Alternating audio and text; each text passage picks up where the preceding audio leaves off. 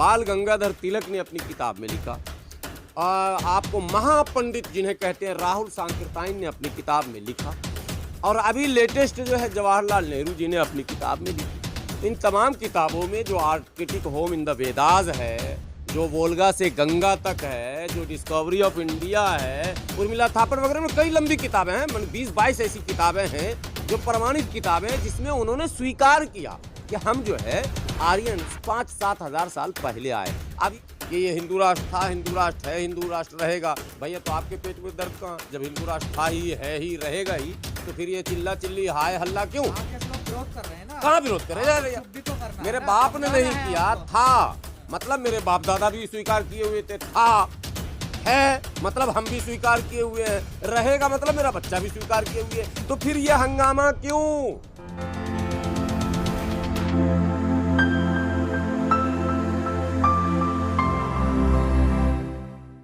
देश में एक चमत्कारी बाबा पैदा हुए भी अचानक से, और आपने भी तमाम डिबेटों में उनमें हिस्सा लिया। और उनके भाई जो हैं वो तमंचे की नोक पर शादियां रुकवा रहे हैं, शादियां करवा रहे हैं, सिगरेट पी रहे हैं, और वो हिंदू राष्ट्र की मांग कर रहे हैं। तो आप क्या कहना चाहते हैं? यही हिंदू अब तक तो बाबा का प्रचार कर रहे थे आप लोग, अब उसके भाई का भी प्रचार कीजिएगा, कल होके उसके और दूसरे लोगों का प्रचार कीजिएगा। आप लोग खुद ही मोर्चा संभाले हैं प्रचार का। तो तमंचे पे होगा। अरे तो वो तमंचा जिस पे दिखाया, जिस पे ताना है, जिसको डिस्टर्ब किया है, जिसके साथ कोई असंवैधानिक गैर कानूनी हरकत किया है, वो आदमी अपना पुलिस में जाए, FIR करे। अगर पुलिस FIR ना करे तब वहां से आप लोग मोर्चा संभालिए। आप लोग पहले ही हाईलाइट कर देते तो हैं। कहा जा रहा है कि डरा हुआ है बहुत ज्यादा। अब जब जो डर गया, गब्बर सिंह ने पहले कह दिया, वो समझो मर गया। अभी उस दलित परिवार के एक सदस्य जो कि मुखिया है, उसकी वीडियो वायरल हो रही है। वो ये कह रहा है कि जो धीरेन्द्र शास्त्री का भाई है, उसके हाथ में तमंचा नहीं था, बल्कि उसके हाथ में टॉर्च थी। क्या कहेंगे? मैं सबसे पहले लोगों को बताना चाहता हूं, देश के लोगों को, बहुजन समाज के लोगों को, अगर बाबा साहब डर जाते तो इतना बड़ा आंदोलन खड़ा नहीं होता। परिस्थिति आप एक बार अनुमान लगाइए कि जिस समय बाबा साहब पढ़ रहे होंगे, बड़े हुए, उस समय की परिस्थिति क्या रही होगी। ना तो डेमोक्रेसी थी, ना तो कोई सोशल अवेयरनेस था, लेकिन बाबा साहब लड़े ना। आप उससे भी पहले जाएंगे तो जितने समाज सुधारकों के नाम आते हैं, सावित्रीबाई फुले अगर डर जाती तो क्या होता, ज्योतिबा फुले डर जाते तो क्या होता, और आप अभी स्वतंत्र भारत में मैं कहता हूँ साहब कांशीराम डर जाते तो क्या होता। साहब कांशीराम ने तो बड़े हिम्मत से काम किया और अजीब अजीब नारे लगाए, जो समाज खुद सुन के नारा डर जाता था, हिम्मत नहीं होती थी कि वो दोहरा दे। लेकिन साहब कांशीराम ने इतने जोरदार ढंग से वो मोमेंट चलाया कि गली गली में वो नारे सुनने को मिलने लगे। तो पहली बात, पहली शर्त, परिवार आंदोलन करे। परिवार, पूरा परिवार नहीं, पूरी जाति, पूरा समूह, पूरा ग्रुप, पूरा 85 जो रट रहे हैं। मैं उन तमाम लोगों को कह रहा हूँ, कौन सा 85 भैया, ये तो उल्टा खेल है। प्रचार कर रहे हैं आप लोग। मैं यही तो कह रहा हूँ कि ये जो मैं बोल रहा हूँ और ये जो आप बुलवा रहे हैं, ये लोग अपने अपने घरों में मोबाइलों पर सुनेंगे और कमेंट में 2-4 गाली लिखेंगे, फिर सो जाएंगे। समस्या का समाधान नहीं है। समस्या का समाधान है अभी बाबा अगर यहाँ आते, 3-4 बाबाओं के नाम मैं बताता हूँ। अगर मान लो कि बाबा बागेश्वर जी अगर यहाँ आते आज, तो कितनी भीड़ होती, कितनी भीड़ होती, कहाँ से वो भीड़ आती। अभी बाबा राजू दास अगर यहाँ आते तो कितनी भीड़ होती, आप बताओ कितनी भीड़ होती। और मौर्य जी आ रहे हैं, कितनी भीड़ है। चुने चुने लोग, बस जो लोग सक्रिय हैं, क्यों नहीं बुलाया, कहीं नहीं जाता है। आपको जब पता है कि मेरा शेर आ रहा है, मेरा हीरो आ रहा है, जिसने 85% की लड़ाई छेड़ रखी है, जिसने मोर्चा ले रखा है, जिसने रिस्क ले रखा है, जिसने अपने जान हथेली पर ले रखी है, आपको बगैर बुलाए भी वहां जाना चाहिए।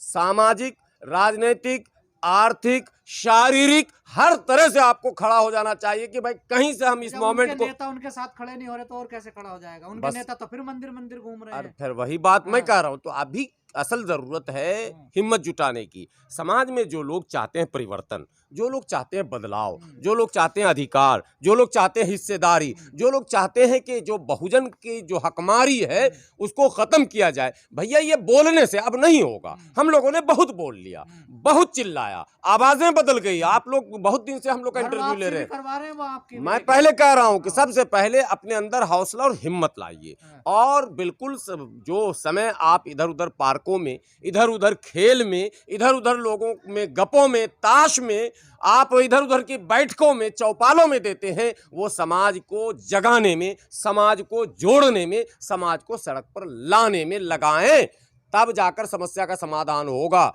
अब सुनिए, आपने सवाल पूरी नहीं होती, आप बहुत सवाल ठोकते हैं। अब घर वापसी की बात भी आपने कह दी। धीरेन्द्र शास्त्री कर रहे हैं। हाँ, धीरेन्द्र शास्त्री कह रहे हैं, कई लोग कह रहे हैं, तो मैं करवा रहे हैं वो। नहीं, कहीं करवा ना रहे हैं। ये सब बेकार की बकवास की बातें हैं। ये क्या करवाएंगे बेचारे, इनके यहाँ से खुद ही भगदड़ मचा हुआ है।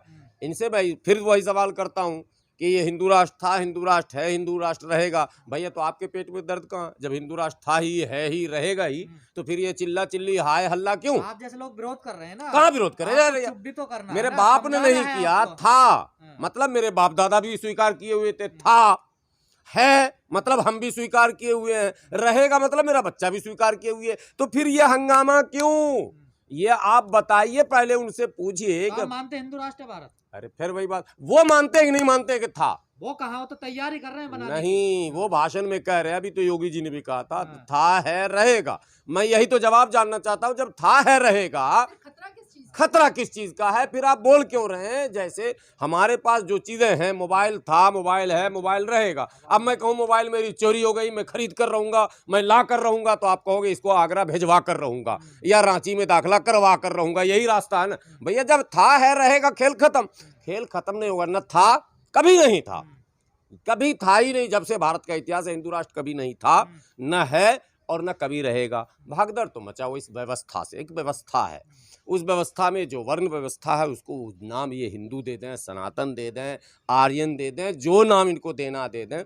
उस व्यवस्था में जो भागदड़ मची है, उस व्यवस्था से अरबों लोग अब तक ट्रांसफर हो चुके हैं, करोड़ों नहीं। अरे सुनिए, करोड़, किसी के माई के लाल में दम नहीं है जो हिंदू राष्ट्र बना। करोड़ों नहीं, अरबों की बात कर रहा हूं मैं। इंडोनेशिया पूरा का पूरा उसी व्यवस्था में था, बदल गया ना साहब। मलेशिया उसी व्यवस्था में था, बदल गया ना साहब। भारत में आज 30-35 करोड़ जो मुस्लिम, सिख, ईसाई, पारसी और इत्यादि बौद्धिस्ट, सबको आप अगर जोड़ें तो 35-40 करोड़ जो ये संख्या है, ये भी उसी व्यवस्था में जी तो रहा था ना साहब।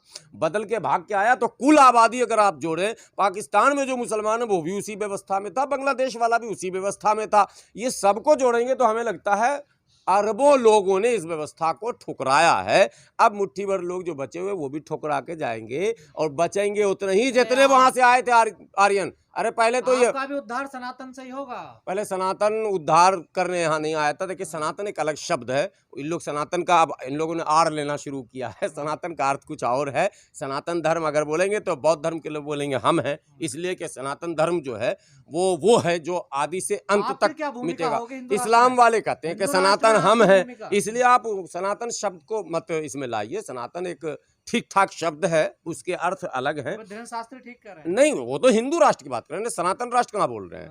और देखिए, भारत के बारे में एक बात मैं कहूँ, भारत के अधिकांश लोग, 85% लोग आज भी आर्थिक, सामाजिक, राजनीतिक दृष्टिकोण से पीछे हैं। तो और पीछे जो है उसी को तो दलित कहते हैं ना। दलित का मतलब ही दला हुआ, पीछे कर दिया गया, पसमानदा, जिसको पीछे कर दिया गया हो। तो उस हिसाब से इसको दलित राष्ट्र होना चाहिए था। भाई, जिसकी संख्या ज़्यादा होती है, राष्ट्र उसका होता है, तो राष्ट्र दलित राष्ट्र होना चाहिए या पसमानदा राष्ट्र होना चाहिए, अगर उर्दू में करेंगे तो। ठीक है, बाकी तो कोई फिट ही नहीं बैठता है। 2-4-5% के लिए आप राष्ट्र कैसे बना देंगे? बात समझिए। इसलिए दलित राष्ट्र बहुत सुटेबल। खदेड़ने की बात कर रहे हैं और आप बात कर रहे हैं कि जो दलित है या पसमानदा समाज है उसका राष्ट्र वो बात कर रहे हैं उन। देखिए, हमारे पूर्वजों ने कभी किताब में, किसी जगह लिटरेचर में कभी नहीं लिखा कि हम बाहर से आए, लेकिन वो लोग कहते हैं कि तुम लोग बाहर से आए। उनके पूर्वजों ने किताब में लिखा, और ज़्यादा लंबा चौड़ा समय नहीं गया किताब में लिखे हुए। बाल गंगाधर तिलक ने अपनी किताब में लिखा। आपको महापंडित जिन्हें कहते हैं राहुल सांकृत्यायन ने अपनी किताब में लिखा, और अभी लेटेस्ट जो है जवाहरलाल नेहरू जी ने अपनी किताब में लिखी। इन तमाम किताबों में जो Arctic home in the Vedas है, जो वोल्गा से गंगा तक है, जो डिस्कवरी ऑफ इंडिया है, उर्मिला थापड़ वगैरह में कई लंबी किताबें हैं, 20-22 ऐसी किताबें हैं जो प्रमाणित किताबें हैं, जिसमें उन्होंने स्वीकार किया कि हम जो है आर्यंस 5-7 हज़ार साल पहले आए। अब ये बताइए कि अगर कथित तौर पर ये हिंदू धर्म बहुत पुराना तो इसके तो अनुयायी जो हैंडलर हैं, जो रिमोट जिनके पास है, वो तो 5000 साल पहले आए यहाँ। लेकिन सत्ताधारी लोग कह रहे हैं कि जो हिंदू धर्म है वो सबसे प्राचीन धर्म है। कैसे होगा? उनको हैंडल करने वाले लोग तो कह रहे हैं कि हम 5 साल पहले यहाँ आए। हम नहीं कह रहे हैं, वही लोग कह रहे हैं। मैं नहीं कह रहा हूँ भाई, कैमरे पे बार बार कह रहा हूँ। ना मैं कह रहा हूँ, ना मेरा बाप कहा था, ना मेरे दादे ने कहा था, मेरे परदादे ने कभी किसी हम लोगों के लोगों ने किताब नहीं लिखा। बहुजन समाज के लोगों ने इस किताब को नहीं लिखा। किताब के लिखने वाले भी उसी समाज के, और माने बड़े चेहरे हैं उस समाज के, जिनकी आस्था उस समाज पर है। उन्होंने स्वीकार किया। अब चोर, एक मिनट, चोर कह रहा मैं चोरी किया, और आप दूसरे को कह रहे तू चोर है, तू चोर। अजीब तरह खेल है भाई। वो कह रहा मैं बाहर से आया हूं, मैं विदेशी हूं, मैं यहाँ आक्रमणकारी हूं, मैंने बहुजन के उन तमाम शासक वर्ग के बड़े लोगों को जाल में फंसाया, उन्हें मारा, अपमानित किया, और इन पर हमने शासन अपनी व्यवस्था थोपी है। ये सब वो स्वीकार कर रहे, फिर कर रहे बहुत पुराने। कैसे खुदाई कर रहे हो तो निकल रहा कुछ और। पुराना जो है वो तो जमीन के नीचे है ना, खजाना, तो वो तो निकल रहा आज भी। इसलिए ये सारी बातें बकवास है, कोरा बकवास है। ये बौखलाए हुए सुनो 21वीं सदी में जो जब आदमी क्या होता है, दम निकलता है ना, दम जब निकलने लगता है तो बहुत फड़फड़ाता है। दरअसल इस व्यवस्था का अब दम निकल रहा है। अब जो है वो लोग आम चौक चौराहों पर, आम चाय की दुकानों पर भी इस व्यवस्था पर सवाल उठा रहे हैं। और सुनिए, केवल हिंदू धर्म में नहीं, तमाम धर्मों में यदि वो व्यवस्था जो जाकर वहां भी कीड़े दीमक की तरह कमजोर कर रही है, वहां भी उठने लगे हैं, तो ये अरे हम क्यों, कोई नहीं मान रहा। कोई हिंदू ला के 10 ठो खड़ा करो जो कहे हिंदू राष्ट्र हम बनाना चाहते हैं, कोई नहीं करेगा, कोई करेगा नहीं। सबको डेमोक्रेसी में मजा आ रहा। हम आज बोल रहे हैं, ये संविधान की देन है, अभिव्यक्ति की स्वतंत्रता। हम अगर पहन रहे हैं अच्छा, संविधान की देन है। हम खा रहे हैं अच्छा, संविधान। क्यों हम लोगों को दास प्रथा की तरफ, गुलामी की तरफ लौटा रहे हो? पहनने के लिए कपड़े वो तय करेंगे, ड्रेस कोड वो देंगे, खाने का मेनू वो बताएंगे, क्या खाओगे, स्कूल में कौन पढ़ेगा कौन नहीं पढ़ेगा वो बताएंगे, कौन माने ज्ञानी बनेगा और कौन लाइन में सेवक रहेगा बना हुआ, ये सब वो तय करेंगे। हमारा संविधान कहता नहीं, आप में क्षमता है, आपके लिए अवसर है, रास्ते सबके लिए खुले हैं, आप मेहनत कीजिए, करते जाओ, पढ़ते जाओ, बढ़ते जाओ। ये है संविधान, इसी पर आस्था है।